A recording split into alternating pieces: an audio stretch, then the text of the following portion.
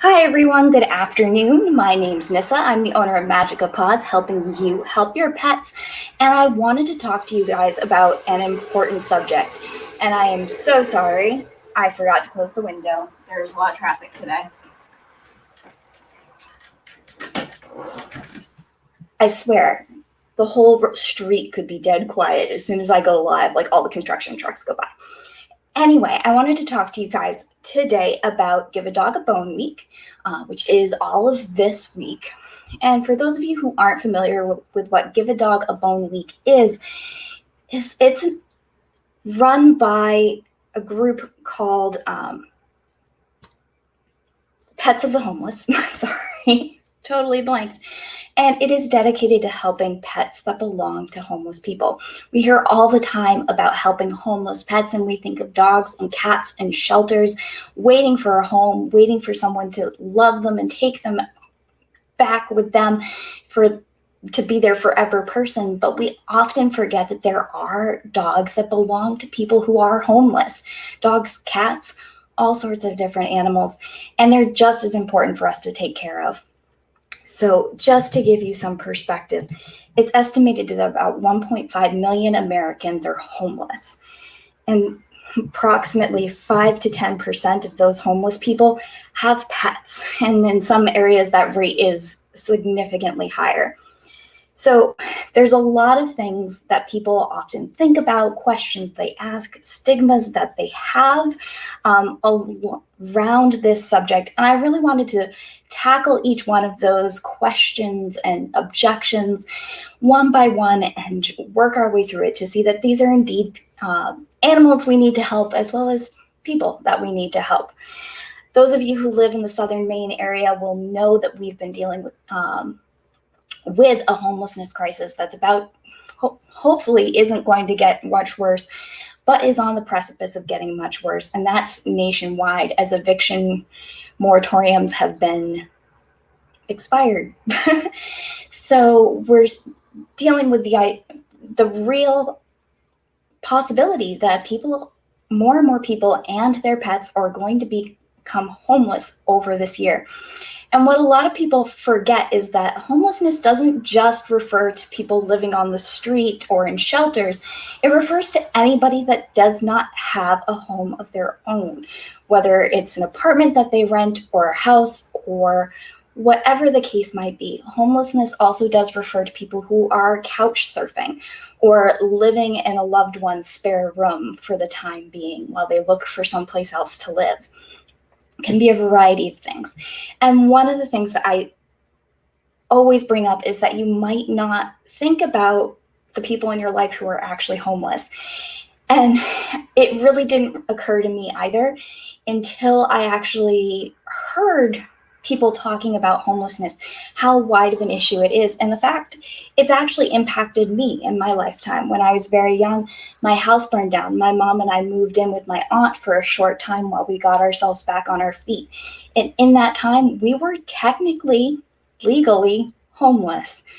And so that's why I try to speak out about this issue, especially surrounding homeless pets, because, animals are my thing, but homeless people need our love and support as well. So one of the things that I hear often, and anybody who works with animals hears often, is that why do the homeless have pets when they can barely take care of themselves? And there's a whole bunch of responses to this, but I wanted to take you through step by step, like why somebody might be in this situation. And feel free to leave comments or questions you have for me. I'm happy to get to them. But most importantly, we are in no place to judge. Homelessness is something that nobody wants, nobody expects, and we don't know what caused it. We don't know what the situation is. We don't know so many things. So instead of rushing to judgment and saying, well, if they're homeless, they shouldn't have a dog or a cat or whatever, we really need to take a step back and remember that we are not in their shoes. We do not know what they've gone through, and that it is totally up to them, the decisions that they make. This is honestly the world that we live in. As I was mentioning, we have a homelessness crisis, especially here in southern Maine, and there's currently protests going on outside of City Hall. There's areas that are much worse hit than us here in southern Maine. Just look at Los Angeles, for example. But homelessness is on the rise, and 3.5 million people just don't decide to be homeless. There's societal issues that are causing this, and we really need to be sensitive to that. This is the world that we live in. This is not something that anybody chooses. It's just a fact of life as it is right now. One thing that I often bring up is that dogs are remarkable creatures. They can survive in a huge variety of situations, including living on the streets. As sad as it is, dogs get along just fine without people.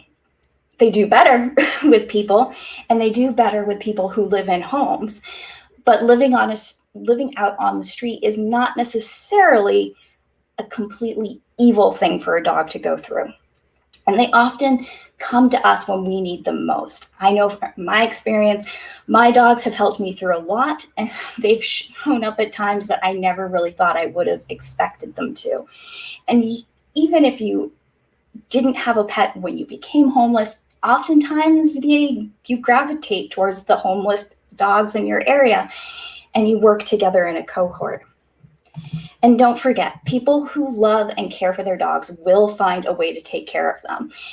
That goes for everybody. Everybody who's watching this stream who has a dog, I guarantee you can think back to one time in your life where you made the impossible happen for your dog. You made heaven and earth move in order to make something happen for them. Maybe it was just that their vet visit was a little bit more expensive than you were expecting, than you budgeted for, or maybe it's you've shelled out thousands of dollars in an emergency surgery that was nowhere near planned. Everybody will do what needs to be done to make sure that their pets are happy and healthy and cared for, and the homeless are no exception. This one is important. And I think everybody can relate to it now that we've all been spending time isolated at home. But companionship is a need. Everybody needs to feel like they are not alone in this world. And being homeless, that's even more important. You're on the edges and the fringe of society most of the time. And having somebody who is there to love you and care for you and not judge you is important. And that's the role that dogs and cats and our pets in general fill for us, regardless of what our situation is. Our dogs will always love us, our cats will always love us, and they will be there for us when we need them. So, housing doesn't make a person good or bad. This is important to remember. Just because someone is homeless does not mean they're a bad person. It does not mean they've done something bad. It does not mean that they are any less deserving of love, companionship, and genuine sympathy. So that's something that's very common in a mindset of ours, is that we think that because a person is homeless, they've done something to deserve it. And that's not always the case. And no one really deserves to be living on the streets. But another thing is that homeless dogs are working dogs. This is incredibly important to remember. So they are working all the time. Living out on the streets or in the woods or wherever is dangerous. So having a dog for companionship gives you a little bit of safety. They can alert you to dangers that are coming. They can serve as a watchdog. They can attack other animals that might be trying to do you harm. They also serve the purpose of an emotional support animal, or even a therapy dog to some extent. They provide services to the people that they live with. They're not just a companion, something fun for them to have. They are actually serving a purpose. So instead of criticizing, we really need to help. There's a lot of organizations that you can reach out to help in this week. Give a Dog a Bone Week is a very specific holiday meant to bring attention to the issue of pets of the homeless. But there's all sorts of things you can do. You can work directly dealing with the animals. You can provide pet food to your local pet food pantries or even to the shelters in the area. You can help more generally by providing resources and support to the shelters in your area. But you can also help by working in your town, in your community, to provide support and resources for the people who might need them, especially in this time where so many people are struggling to make ends meet and pay for their rent. Helping in any way you can, any groups or charities in your area that are helping with housing and rental assistance. There's tons of resources out there. Just get out and do what you can to help who you can. They will appreciate every little bit. So that's it. I hope that guys are starting to think a little bit about the subject and that you might consider helping dogs out. I know we all love animals, but a part of that is that we have to love the people that love animals too. And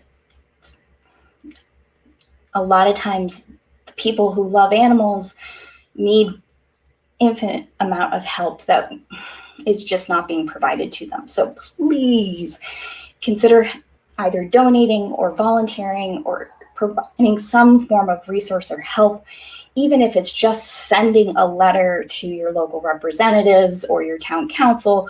Whatever little bit you can do, whether it's providing financial resources, physical resources, or just your time and energy and your heart, it all helps. So please get out and do what you can this week for Give a Dog a Bone Week. All right. If you have any questions at any point, go ahead and put them down in the comments. I will be happy to answer them as quick as I can. In the meantime, have a good day. Have a good week. I will be back here next week. See you then.